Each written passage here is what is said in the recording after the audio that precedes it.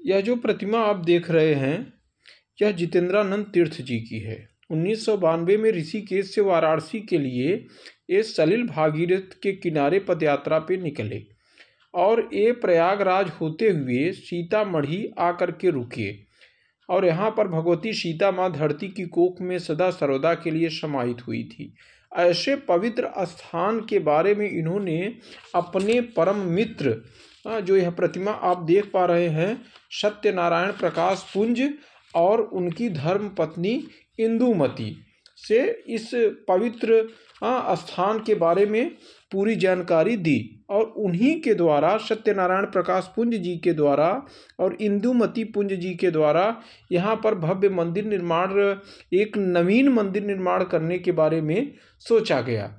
तो और इतना ही नहीं, इन महान धर्मात्म आत्मा के द्वारा अब प्रेजेंट टाइम में इस समय तो वे जीवित नहीं हैं और उनके पुत्र के द्वारा श्री अतुल पुंज जी के द्वारा अब मंदिर का जो कार्य है उसको आगे बढ़ाने का जिम्मा लिया गया है और आगे इसको बढ़ाया जा रहा है। यह जो देख रहे हैं आप सीता माता जी का यह जो मंदिर आप सामने देख पा रहे हैं यह 2 मंजिला मंदिर है। मंदिर के ऊपरोतल पर भगवती सीता जी राजसी मुद्रा में आशीर्वाद प्रदान करती हुई आप भव्य मूर्ति देखेंगे, जो यह ऊपर का भाग आप देख रहे हैं। और जो इसके नीचे का भाग है उसको आप देखेंगे तो वहाँ पर माँ सीता तपस्विनी के भेष में है। यह भव्य मूर्ति के अतिरिक्त रामायण के सभी प्रमुख प्रसंग मंदिर की परिक्रमा की दीवारों तथा मंदिर के द्वारों पर चित्रित है और मंदिर के चारों तरफ निर्मल सलिल गंगा बह रही है और सायंकाल के समय यहाँ का जो दृश्य होता है वह मन को मोहित करने वाला होता है। और जो निचला भूभाग है इसमें भूगर्भ में माँ सीता जो हैं वह धरती में प्रवेश की हैं। अब इसके जो चारों तरफ आप क्षेत्र देख पा रहे हैं भव्य मंदिर का निर्माण यहाँ किया गया है और सीता प्रसादम है यहाँ पर, जहाँ पर कि लोग जा कर के बिना प्याज और लहसुन का भोजन लेते हैं।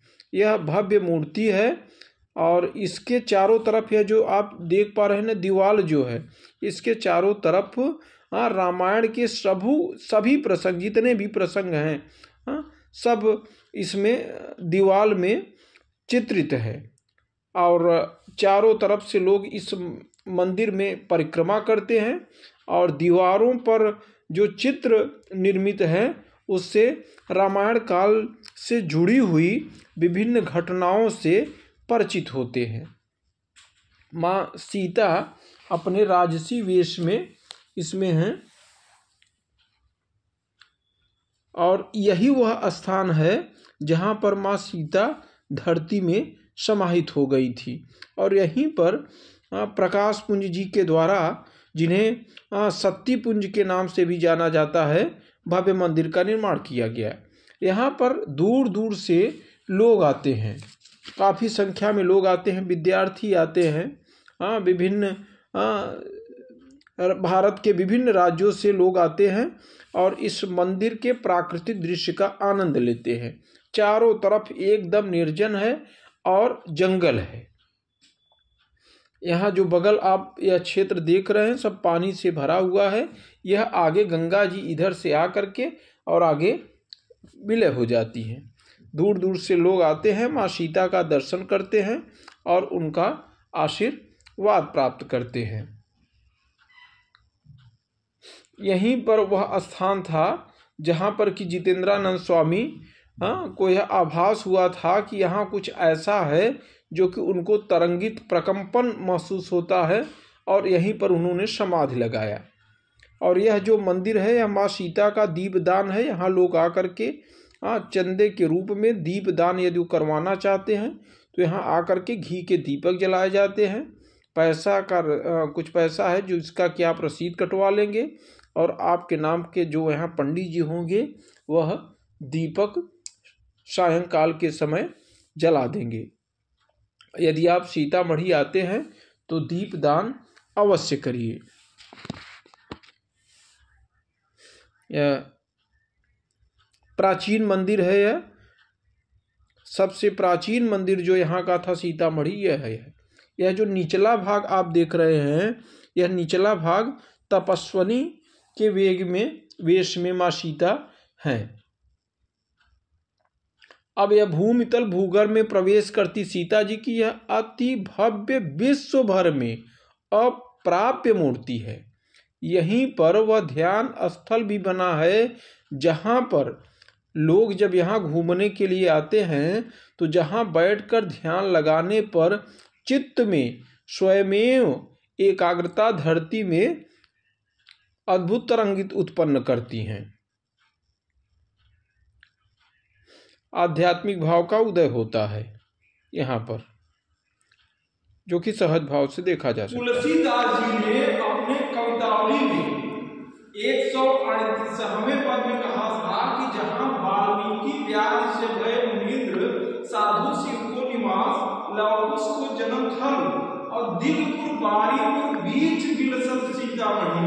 यह वही सीतामढ़ी है जहाँ माँ सीता धरती में समाहित हो गई थी। आज भी आप पूर्व दिशा की तरफ जाएंगे तो बारीपुर है और इधर आप देखेंगे तो दीघपुर के नाम से प्रसिद्ध है। अन्य जगह बिठूर में भी सीतामढ़ी की बात की जाती है, लेकिन वहां दीघपुर बारीपुर का उल्लेख नहीं किया गया है। सीतामढ़ी बिहार में भी सीतामढ़ी का नाम आता है, लेकिन जो वहां सीतामढ़ी है वहां पर मां सीता का जन्म हुआ था। अब यह जो सीतामढ़ी है यहाँ पर मां सीता धरती में समाहित हो गई थी। जब वहां पर क्या था, एक बहुत टीला था और गंगा जी इधर से पूर्व दिशा से पश्चिम दिशा की तरफ जा रही है, लेकिन इस टीले को नुकसान नहीं पहुंचा रही है। जैसे ही आप गेट से अंदर आए होंगे आप देखे होंगे वहां जितेंद्रानंद स्वामी जी का एक फोटो लगा हुआ है। जितेंद्रानंद तीर्थ प्रयागराज हरिद्वार से पदयात्रा करते हुए प्रयागराज पहुंचे, प्रयागराज से सीतामढ़ी पहुंचे और यही गंगा के तट पे वाल्मीकि आश्रम है और वहां पर उन्होंने रुका और यहाँ आकर के इन्होंने देखा कि आपकी कौन सी ऐसी शक्ति है कि पानी अंदर क्यों नहीं प्रवेश कर रही। यहाँ उन्होंने साफ किया, बबूल का पेड़ था, जंगल था, समाध लगाया, तब उनको ये दिव्य ज्ञान की प्राप्ति हुई कि माँ सीता यह वही स्थान है जहाँ धरती में समाहित हो गई। और यह मंदिर 2 मंजिला इमारत है। ऊपर का जो क्षेत्र आप देखेंगे वहां पर मां सीता का 16 श्रृंगार में है और तपस्विनी वेश में है। और सामने जो आप जैसे गेट से एंट्री किए होंगे वहां 2 प्रतिमा लगी हुई है।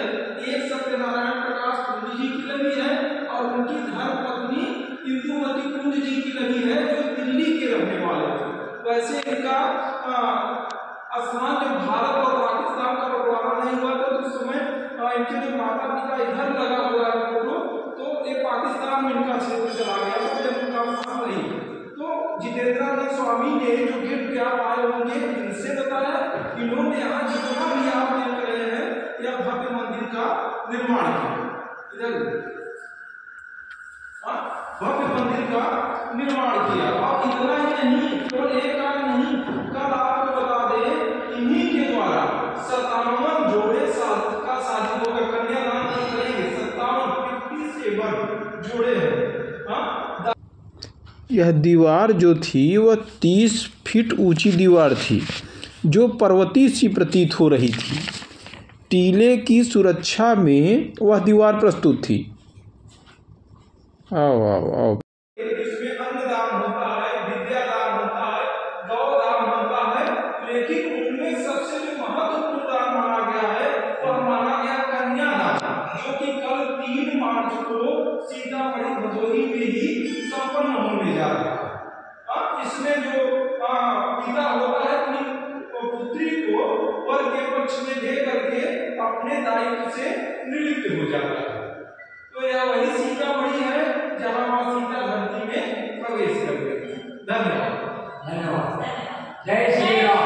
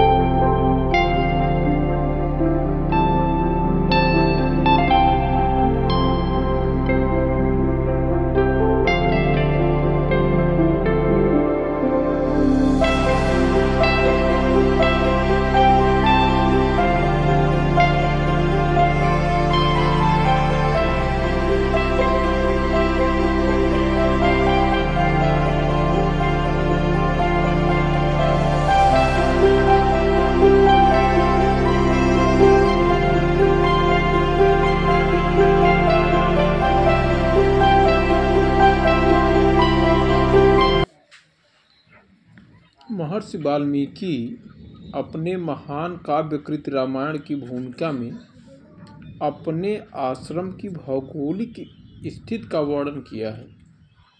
उन्होंने अपने प्रथम कांड के प्रथम अध्याय में ही अपने आश्रम में देवर्षि नारद के आगमन की चर्चा की है।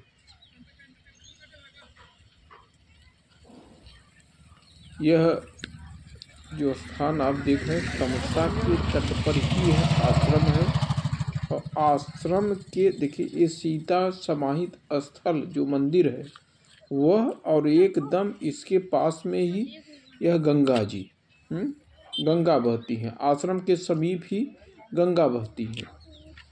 और मूल गोसाई चरित्र के अनुसार 1628 में गोस्वामी तुलसीदास जी प्रयाग में गंगा के यहीं किनारे किनारे प्रयाग से काशी को चले और मार्ग में यही वाल्मीकि आश्रम यहीं सीतामढ़ी आए और यहाँ 3 दिन उन्होंने अपना समय व्यतीत किया। और इस पुनीत स्थान की महिमा में उन्होंने 3 कवित्त बनाए। उन्होंने इस पुनीत स्थान की महिमा में जो 3 कवित्त बनाए और उनके इस कवित्त को उनके से श्री बेनी माधव दास ने इस प्रकार इसका वर्णन किया।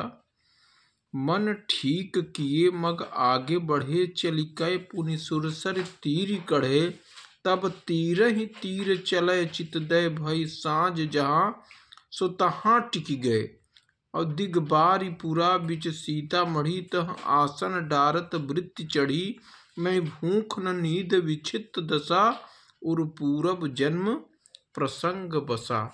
यहाँ उर पूरब जन्म प्रसंग बसा इसका क्या अर्थ होता है? यहाँ पर क्या है कि प्रसंग बसा से कई संकेत है। यहाँ यह है कि तुलसीदास जी को अपने उस पूर्व जन्म का स्मरण हो आया जब वे वाल्मीकि थे और इसी स्थान पर निवास करते थे। तुलसी वाल्मीकि के अवतार माने जाते हैं, जैसा कि भक्ति कपाल के इस पंक्ति से स्पष्ट है। कल कुटिल जीव निस्तार हित वाल्मीकि तुलसी भयो। और तुलसी के सीतामढ़ी संबंधित जिन 3 कवित्तों की उनकी कवितावली में उल्लेख किया गया है उसका वर्णन मैंने पहले ही किया। और यहाँ पर काफ़ी संख्या में लोगों का आना जाना लगा रहता है। लोग वाल्मीकि आश्रम और सीता समाहित स्थल और 108 फीट हनुमान जी की मूर्ति